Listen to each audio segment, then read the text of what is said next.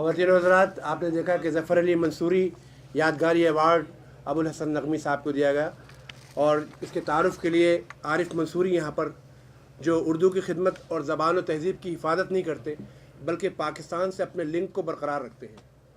क्या बात है भाई। एक दफ़ा ये अभी पिछले दिनों इरफान मुर्तज़ा की किताब की रूनुमाई हुई न्यूयॉर्क में, तो ये न्यूयॉर्क आए मेरे पास और वहाँ कल मसरूफ़ भाई एक हार ख़रीदना है, 5th एवेन्यू पे मैनहट्टन चलिए। मैंने कहा चलिए। एक ज्वेलरी की दुकान पर गए और वहाँ से जब हार की कीमत पूछी तो उसने कहा कि जी $1200। इनके मुंह से सीटी निकल गई। इसके बाद एक और हार ज़रा बड़ा रखा हुआ था, कह रहे कि भाई साहब what is the price of this. वो कहना कि आपके लिए ऐसी 3 सीटियाँ।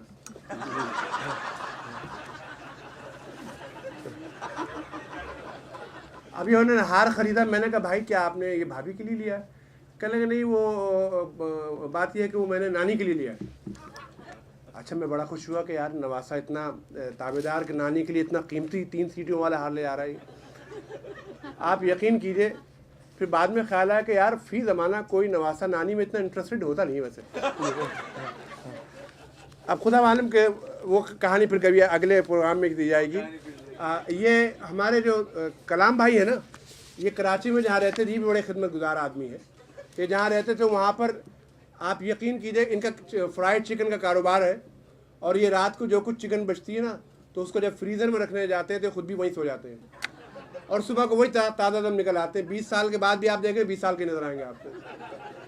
ये जब जवान हुए अपने मोहल्ले में तो जब भी ये बहुत छोटे नज़र आते थे और लोग प्यार से इनको छुट्टन छुट्टन कहा करते थे। तो जब इन्होंने अपना पहला ख़त उनको लिखा तो उसमें इन्होंने धमकी दी मिलने की, वो नहीं आ सकी, तो कहने लगे कि चले भी आओ कि छुट्टन का कारोबार चले। ये बेचारे वसी मेरे ख्याल में एक दफ़ा जब ये नए नए यहाँ पर आए थे तो ये हाईवे पर गए और जाके इरफान मुर्तज़ा झगड़ा करने लगे कि यार अजीब पुलिस वाले, मुझे ओवर स्पीडिंग का टिकट दे दिया कल इन्होंने। इरफान ने कहा मियाँ यहाँ पर ऐसे फालतू में नहीं देते, तुम तेज़ जा रहे होगे। नहीं, कहले नहीं तुम गलत जा रहे हो। नहीं, अरे भाई तुमने कोई ना कोई गलती की होगी, या पुलिस वालों का कैमरे होते हैं। नहीं, कहले आखिर हुआ क्या था? कहले यार वो सामने लिखा हुआ था बोर्ड 91, मैं 91 पे जा रहा था। इन्हें बताया इरफान ने कि भाई वो हाईवे का नंबर था, स्पीड लिमिट नहीं थी। कहले अच्छा, अबे जब भी वो मुझसे कहा था शुक्र है मैंने तुम्हें 405 पर नहीं पकड़ा।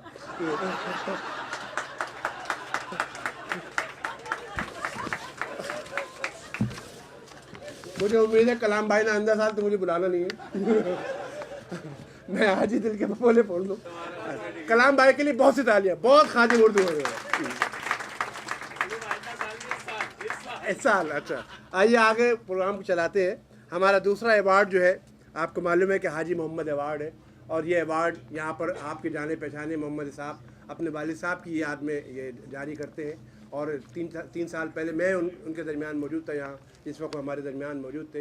ये बड़े मैं समझता हूँ ताबेदार फर्जंद है कि $3000 हर साल ये इस बात के देते हैं कि अगर कहीं कोई उर्दू ज़बान की तरक्की के लिए काम कर रहा है और आप जैसे समझदार लोगों की मौजूदगी में गवाह बना कर दिए जाते हैं, तो आप यकीन कीजिए कि उस अवार्ड की हिम्मत अहमियत और आगे बढ़ जाती है।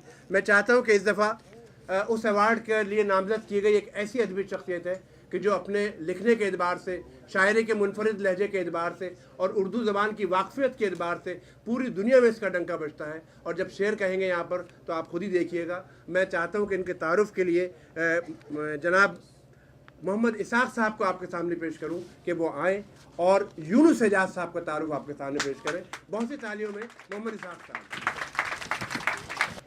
ज़का सिद्दीकी यूनुस एजाज के बारे में कहते हैं कि एजाज साहब की गज़ल में रवायत का अर्तक़ा पज़ीर तसलसल है।